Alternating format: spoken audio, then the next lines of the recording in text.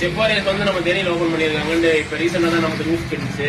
அதனால நம்ம இங்க செப்பாரியஸ் வந்து ட்ரை பண்ணி பார்த்தோம். நம்ம ஷாப் எங்க இருக்குன்னு பாத்தீங்கன்னா வாணி ஸ்வீட்ஸ் ஆப்போசிட்ல இருக்கு போல. இன்னைக்கு நாங்க எதார்த்தமா இப்படி போறப்ப பார்த்தோம். சரி வாங்க ட்ரை பண்ணி பார்க்கலாம்னு பார்த்தா பக்கெட் ஆஃபர் இருந்துச்சு. நாங்க மொத்தம் 7 பேர் வந்ததுனால தனித்தனியா வாங்கினா உங்களுக்கு பட்ஜெட் எகிரின்னு சொல்லி பக்கெட் லிஸ்ட் பார்த்தப்போ 150க்கு வந்து 4 விங்ஸ் இருந்துச்சு.